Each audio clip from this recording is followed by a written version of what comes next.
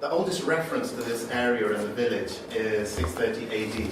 Chinese pilgrim Haisun Chang came over to look at the ancient Buddhist temples there, and he described the people as very courageous and warlike people. The soldiers from this particular village supported the British Army since 1857, which was the time of the Indian Mutiny. The record for Dulmial is that 460 men took part in World War I, which is a record for any South Asian village, and more than 100 of them were Viceroy commissioned officers. In the Second World War, more than 800 men took part in that war, and even up to this day, there are big contributors to the Pakistan Army: 5 lieutenant generals, 23 brigadiers, and numerous other officers. In 1925, the village was awarded a cannon by the British government. And my day job is a GP, and I tend to ask patients, so what work do you do? So my project started 3 years ago when one of the patients I asked, and he said, oh, I'm a researcher in World War I and looking at the Commonwealth contribution. I said, oh, you'll be interested to know about my cannon. And that's how the project started. This is a picture of the temples near the village, and these are very ancient Buddhist ones. Guitars. And that's another view. But in Pakistan, they're not very environmentally friendly. So there's recently a cement factory there that's caused havoc environmentally there to wildlife and vegetation. So generally in the First World War and in undivided India, it provided up to 1.5 million soldiers. 11 Victoria Cross recipients, 13,000 medals for gallantry.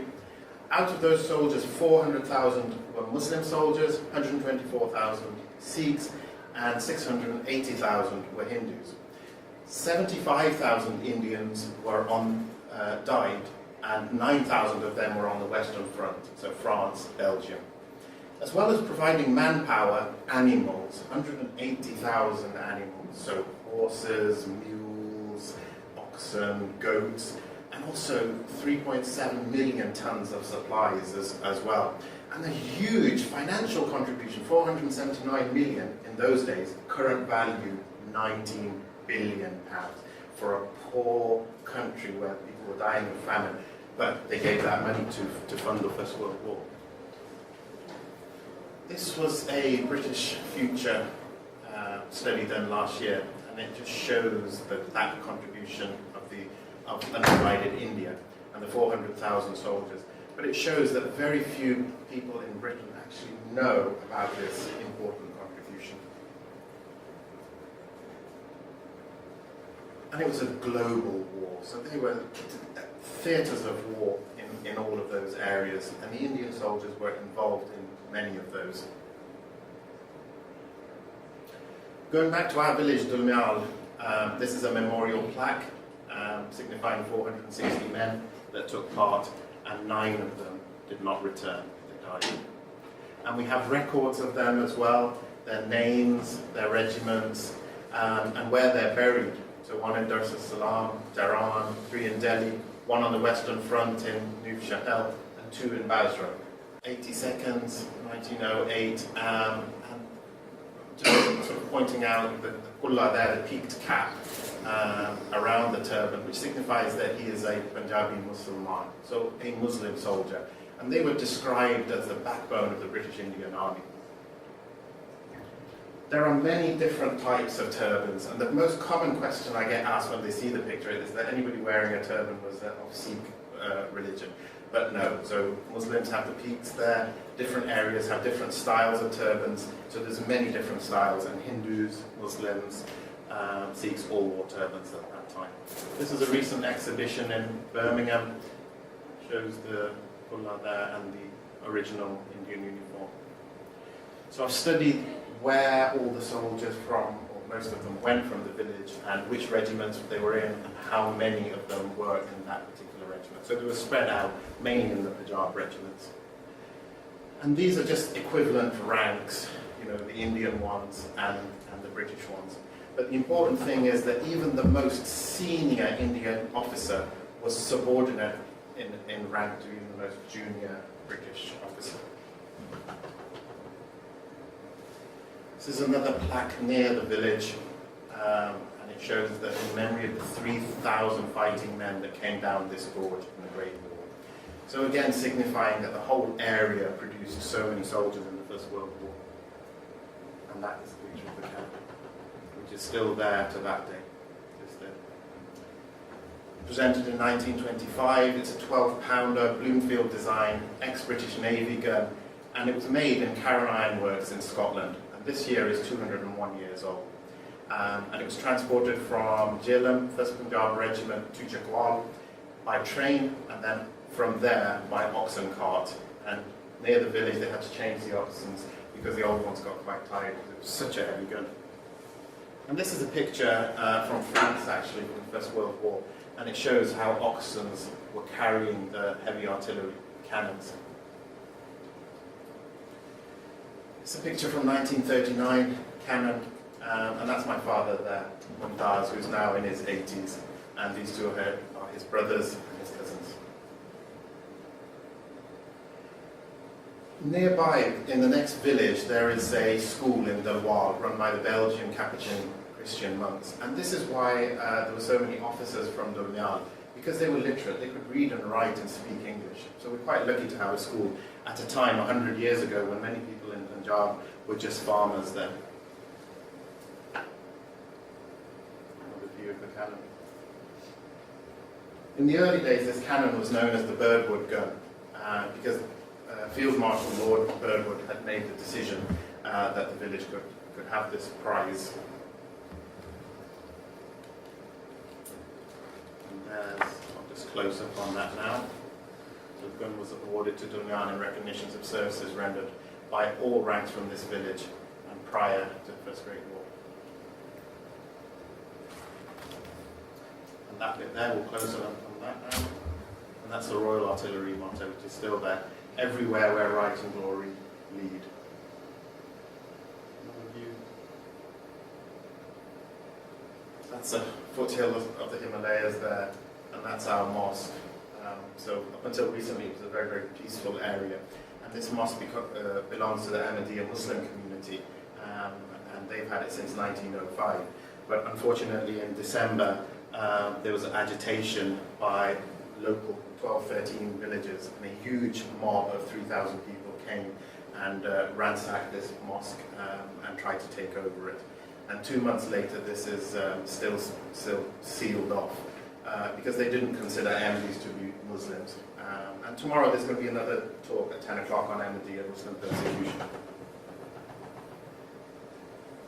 View of the cannon.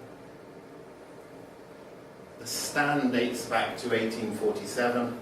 That Abe Broom there was a Captain Broom who was in charge of the Cosper Gun Foundry in Calcutta.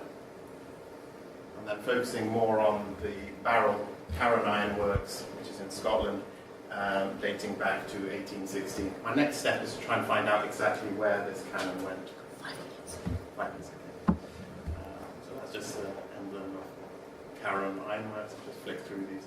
There are similar cannons in Edinburgh Castle and also in Valletta as well. Old holiday photographs from a long time ago.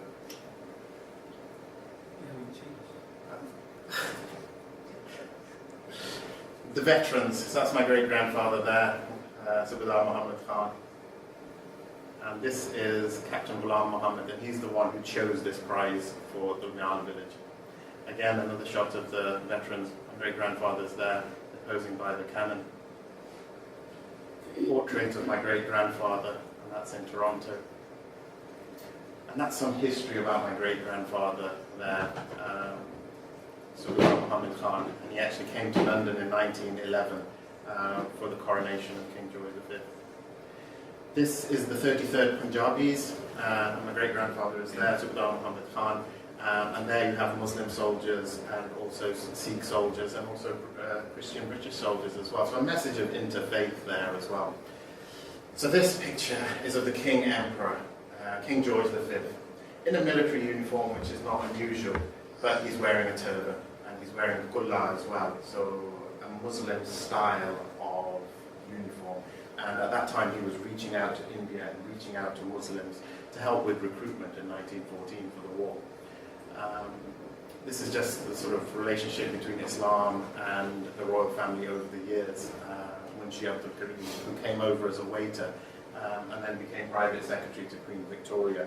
And there's a film going to be made about this at present. So when we raised more awareness of this village to the Foreign and Commonwealth Office, they sent out a media release when the First World War commemorative plaque was unveiled in 2014. And that's Brigadier Murray Whiteside, the UK Defence and Military Advisor, who paid a visit to the cannon earlier last year. The village has a museum, and we have several references to the village going back to 1917, Sir Michael O'Dwyer's war speeches. We've got references in this book, The Punjab and the War in 1922. Again, 460 men. That's the memorial plaque, which is now in the school. And there are other villages as well that have similar memorial plaques. Again, another reference from 1934, 460 soldiers. There were only 879 males in the village, so a high proportion went. And also reference in this book as well from 1957. And it has a picture of Captain Ghulam Muhammad, who chose the gun as a reward for the village. And when he was a young soldier, he started off in the famous Lord Roberts March from Kabul to Kandahar, Second Afghan War. Those are his medals, this picture of his family, another picture of him on his horse by the gun. Many people from this area also went to Australia and navigated the outbacks with camels taken from India as well. And that's why you've got the camel in the picture there. And Shabran and Basu wrote a reference for our village as well in this book that was published last year. And I link in with the Centre for Hidden Histories at Nottingham University, and they've helped me with this project. I just wanted to focus on the women during World War I as well, because this is a neglected area, and especially Punjabi women. So we've actually got a collection of letters that they wrote in English, and that we've transcribed them and published them as blogs. Because we always focus on the men, where they've been, what awards they've had, but it's important that the women looked after the village and did all the farming and looking after the kids and farm animals. As you can see, I'm slightly obsessed with this kind of